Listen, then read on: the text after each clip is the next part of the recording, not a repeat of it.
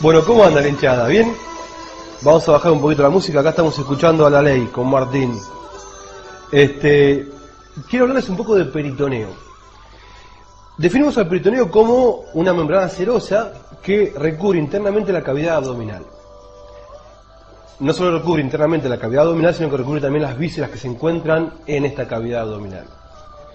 Las membranas serosas tienen esa función, la de cubrir cavidades y vísceras que se encuentran dentro de cavidades, en especial vísceras que tienen movimiento, para permitir el deslizamiento de las vísceras entre sí y de las vísceras con las paredes de esa cavidad, para evitar la fricción, el roce.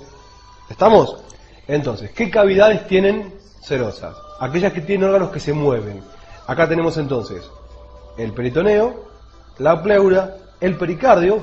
¿Por qué la pleura? Porque los pulmones se mueven en su acción de fuelle, se inflan y desinflan en la jaula torácica.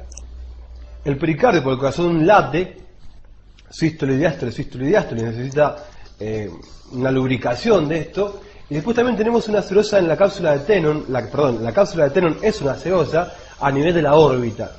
Esas son las 4 serosas principales que tenemos en el organismo. Las vainas sinoviales también pueden ser unas membranas serosas. Las correderas bicipitales, las correderas osteotendinosas de los canales flexores de las manos tienen también vainas sinoviales, que son serosas, son vainas serosas. Entonces, el peritoneo es una de las principales serosas que recubre internamente la cavidad abdominal. Tiene una función de cobertura y lubricación, al mismo tiempo que es una membrana permeable, permite absorber agua, electrolitos y diferentes sustancias, y también actúa como mecanismo de defensa. ¿Por qué? Porque parte de este peritoneo lleva vascularización a determinadas partes del tubo digestivo, determinadas partes del abdomen, y con esta vascularización lleva elementos inmunes. Por ejemplo, si tenemos una apendicitis, el epiplón mayor, que es parte del peritoneo, que ya lo vamos a ver, se dirige hacia la zona del apéndice y bloquea el cuadro infeccioso, el cuadro inflamatorio. Lleva irrigación porque está altamente vascularizado, y con esta irrigación llegan los glóbulos blancos, los linfocitos, los macrófagos, etc. Los antibióticos que uno puede llegar a administrar. Entonces, acá tenemos un dibujo de lateral de eso es el esternón, la columna torácica lumbar y sacra, la pelvis, los músculos anteriores del abdomen, el reborde costal, el diafragma y el periné. Entonces, esta es la cavidad abdominal, que está recubierta por una membrana serosa que la tapiza, que es el peritoneo. Y hay una parte que está por debajo del reborde costal, que se denomina porción torácica del abdomen, una parte abdominal propiamente dicha, y una parte que se encuentra por debajo de las crestas ilíacas, que es la porción pelviana. Entonces hablamos de cavidad tóraco-abdomino-pelviana. Es entonces el peritoneo la serosa que reviste a la cavidad tóraco-abdomino-pelviana.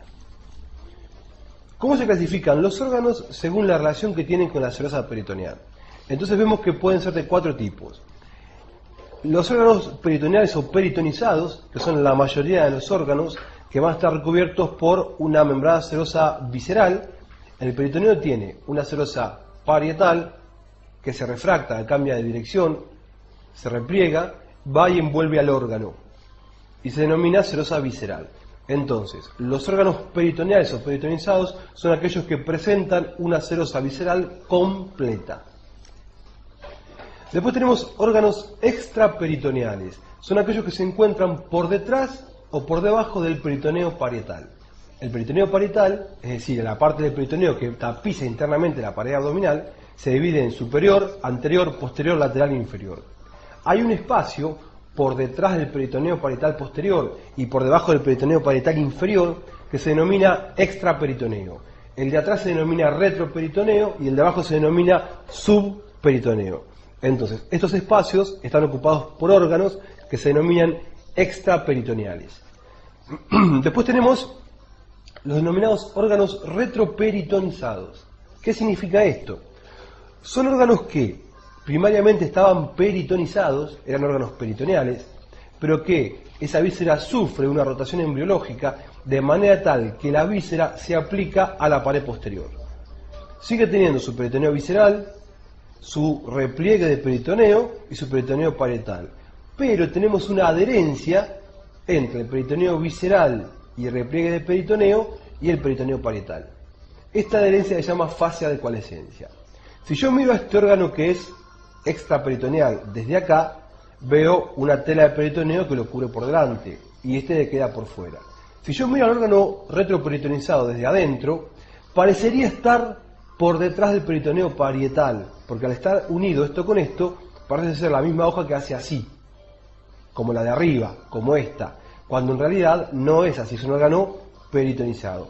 Es por eso que estos órganos se denominan retroperitonizados, y son aquellos órganos que tienen fascias de coalescencia. Nos referimos al colon ascendente, al colon descendente y aparte del complejo duodeno-páncreas. Y por último tenemos los órganos intraperitoneales, que son aquellos órganos que están dentro de la bolsa peritoneal y que no tienen serosa visceral. El único ejemplo que tenemos es el ovario, donde el peritoneo llega, hace un meso, que es el meso ovario, pero termina antes de llegar a la superficie del ovario. Entonces como que queda el ovario dentro de la bolsa peritoneal. Bien, porciones del peritoneo. Tenemos un peritoneo parietal, que es el que recubre internamente las paredes del abdomen, un peritoneo visceral, que es el que recubre a las vísceras, y repliegues de peritoneo. Esos repliegues pueden ser un meso, un epiplón, una fascia o un ligamento. En este corte transversal de abdomen tenemos la arteria aorta con un vaso que está llegando a un órgano. Entonces vemos que el peritoneo parietal se refracta en un punto, cambia de dirección, forma un repliegue de peritoneo y luego se hace visceral. Esto se denomina meso.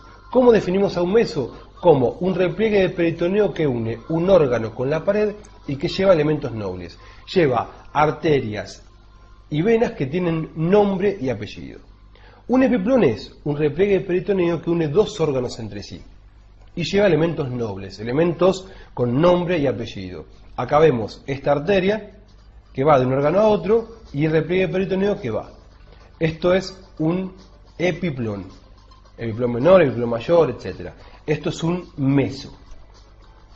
Después vemos que las fascias de coalescencia son zonas de adherencia entre peritoneo parietal y peritoneo visceral. Acá podemos ver, esto es una fascia de coalescencia.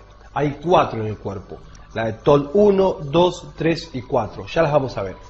Y después vemos que los ligamentos son repliegues de peritoneo que unen órgano con pared o pared con pared y que no llevan elementos nobles, no llevan vasos importantes, pero sí están vascularizados.